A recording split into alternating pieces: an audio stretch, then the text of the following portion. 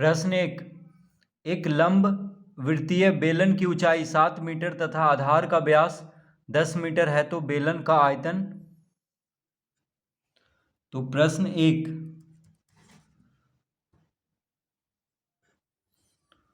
तो क्या पूछ रहा है यहाँ पे? बेलन का आयतन। तो बेलन का आयतन का सूत्र होता है pi r square h. Pi r square h. तो पाई का मान होता है 22/7। आर, तो बेलन की त्रिज्या को आर से लिखते हैं। ठीक है, बेलन की त्रिज्या को आर से लिखते हैं।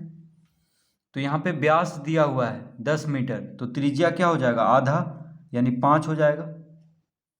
तो आर का वर्ग है यानी 5 का वर्ग कर देंगे तो 5 कहाँ से आया?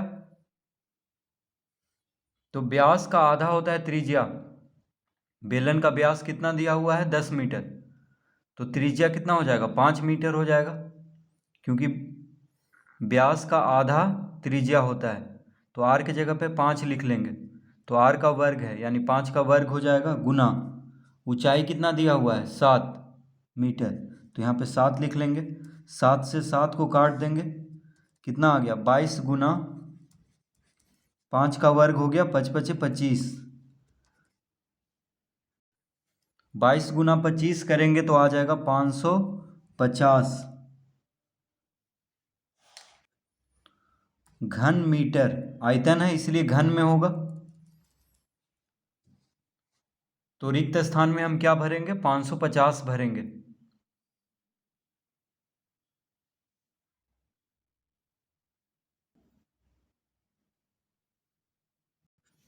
प्रश्न दूसरा का पहला, यदि किसी लंब वृत्तीय बेलन के आधार की त्रिज्या आधी कर दी जाए तथा ऊंचाई अपरिवर्तित रहे तो मूल बेलन के आयतन तथा नए बेलन के आयतन का अनुपात निम्नलिखित में कौन सा होगा?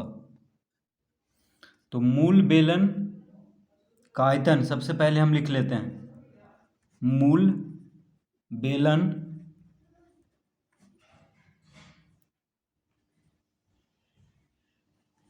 बेलन का आयतन। तो बेलन का आयतन का सूत्र क्या होता है? Pi r square H. क्या होता है? Pi r square h. पाई का मान होता है 22/7। त्रिज्या को आर से लिखते हैं, बेलन की त्रिज्या को आर से लिखते हैं और बेलन की ऊंचाई को एच से लिखते हैं। तो मूल बेलन का आयतन यानी बेलन का आयतन का सूत्र क्या होता है? Pi r square h. तो यहाँ पे हम सूत्र लिख दिए हैं। अब नए बेलन, अब देखिए नए बेलन का आयतन, आयतन बराबर क्या हो जाएगा? पाई, अब कह रहा है कि आधार की त्रिज्या आधी कर दिया जाए, यानी त्रिज्या को आधा कर देना है। तो r/2 का वर्ग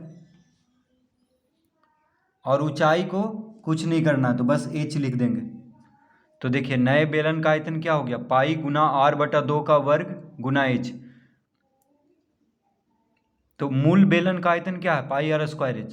ठीक है, यहाँ पे त्रिज्या यानी मूल बेलन का जो त्रिज्या है और नए बेलन का त्रिज्या को आधा कर दिया गया है, यानी त्रिज्या को आधा करने पे आयतन में कितना फर्क होगा ये हमें निकालना है। तो देखिए यहाँ पे त्रिज्या आर है, अब त्रिज्या को आधा करेंगे यानी 2 से भाग देंगे। आधा करना मतलब 2 से भाग देना, तो आर को 2 से भाग दे देंगे तो त्रिज्या आधा हो जाएगा। ठीक है, तो r/2 का वर्ग कर देंगे यानी r की जगह पे लिख देंगे r/2। यहाँ वर्ग है तो यहाँ पे वर्ग दे देंगे। तो मूल बेलन का आयतन पाई आर स्क्वायर एच, नए बेलन का आयतन पाई गुना r/2 का वर्ग गुना h। ठीक है, तो त्रिज्या को आधा करने के लिए कह रहा है इसीलिए r/2 लिख लेंगे। पहले त्रिज्या कितना था? r, उसका आधा हो जाएगा r/2।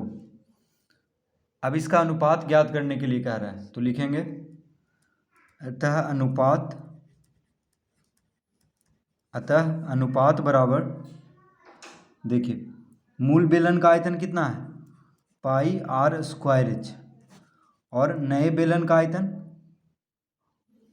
तो नए बेलन का आयतन हो गया पाई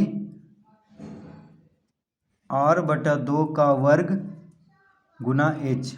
ठीक है, इस तरह लिख देंगे, अनुपात निकालना है।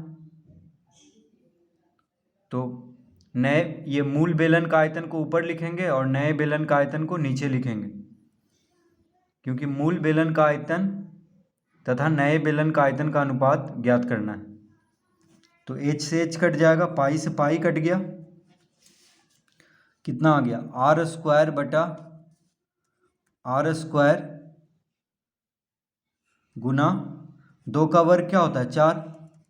देखिए आर बटा 2 दोनों पे वर्ग है, तो आर का वर्ग हो गया, तो कोष्टक हटाएंगे तो आर का घात 2 हो जाएगा, और 2 का वर्ग होता है 4, 4 ऊपर चला आएगा, तो आर स्क्वायर से आर स्क्वायर खत्म हो गया, यानी बच गया 4/1, यानी अनुपात में लिख देंगे तो हो जाएगा 4:1। तो मूल बेलन का आयतन और नए बेलन का आयतन का अनुपात होगा 4:1,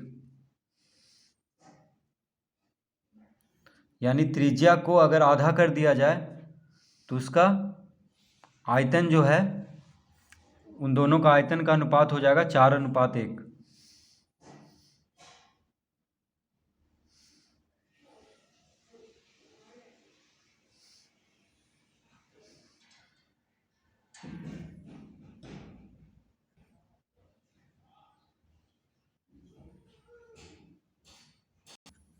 प्रश्न दूसरा का दूसरा, यदि किसी समबेलन की त्रिज्या एवं ऊंचाई दुगनी कर दी जाती है तो समबेलन का आयतन कितना हो जाता है।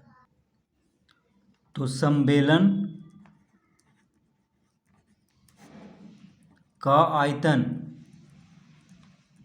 तो बेलन का आयतन का सूत्र क्या होता है, पाई आर स्क्वायर एच। ठीक है, बेलन का आयतन का सूत्र होता है पाई आर स्क्वायर एच। पाई का मान होता है 22/7, बेलन की त्रिज्या को आर से लिखते हैं, और एच हो गया उसकी ऊंचाई, बेलन की ऊंचाई। तो समबेलन का आयतन हो जाएगा पाई आर स्क्वायर एच। ठीक है, क्योंकि बेलन का आयतन का सूत्र क्या होता है, पाई आर स्क्वायर एच।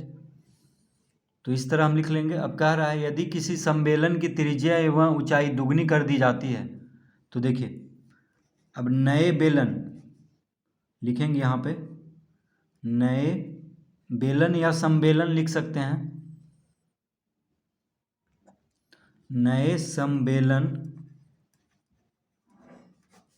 का आयतन बराबर क्या हो जाएगा। तो कह रहा है यदि किसी समबेलन की त्रिज्या एवं ऊंचाई दुगनी कर दी जाती है तो हो जाएगा पाई, त्रिज्या को दुगना कर दिया गया है, यानी आर की जगह पे 2r लिख लेंगे, और इसका वर्ग, और ऊंचाई को भी दुगना कर दिया गया है तो 2h लिख लेंगे। देखिए पहले त्रिज्या कितना था, r था, अब त्रिज्या को दुगना कर दिया गया है, यानी 2r लिखेंगे। ये पाई है, ठीक है, ये क्या है, पाई है।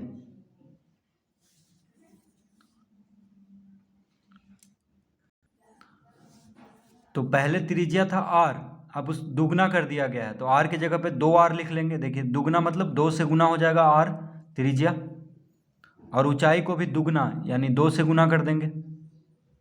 तो नए समबेलन का आयतन क्या हो गया, पाई गुना 2r का वर्ग गुना 2h।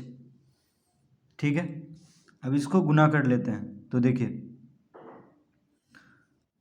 2 का वर्ग क्या होता है, 4, 4 दूना 8 हो जाएगा। देखिए 2 का वर्ग 4 होता है, और गुना 2 हो जाएगा, यानी 8 गुना पाई आर स्क्वायर एच। ठीक है, तो नए सम्मेलन का आयतन हो जाएगा 8 गुना पाई आर स्क्वायर एच। 8 कहाँ से आया, देखिए 2 का वर्ग 4 होता है, और यहाँ पे 2 है, तो यानी 4 दूना 8 हो जाएगा। तो 8, बाकी सब वही रह जाएगा, पाई आर स्क्वायर एच। यानी इसका मतलब हुआ कि अगर किसी सम्मेलन की त्रिज्या को दुगना और ऊंचाई को दुगना कर दिया जाए तो उसका आयतन 8 गुना बढ़ जाएगा। देखिए 8 गुना बढ़ गया है। पहले आयतन कितना था, पाई आर स्क्वायर एच। देखिए पाई आर स्क्वायर एच। अब जब त्रिज्या और ऊंचाई को दुगना किया गया तो 8 गुना बढ़ गया आयतन। तो क्या लिख लेंगे हम यहाँ पे, तो इसका उत्तर हो जाएगा ये ऑप्शन दूसरा में जो दिया हुआ है 8 गुना, यानी बी। ऑप्शन में क्या दिया हुआ है, देखिए बी में 8 गुना, 8 गुना। देखिए 8 गुना हो गया है, पहले कितना था पाई आर स्क्वायर एच, अब हो गया है 8 गुना पाई आर स्क्वायर एच, यानी आयतन 8 गुना बढ़ गया है। तो इसका सही उत्तर होगा 8 गुना। तो कह रहा है कि यदि किसी सम्मेलन की त्रिज्या एवं ऊंचाई दुगनी कर दी जाती है तो सम्मेलन का आयतन कितना हो जाएगा, सम्मेलन का आयतन हो जाएगा 8 गुना पहले का आयतन से।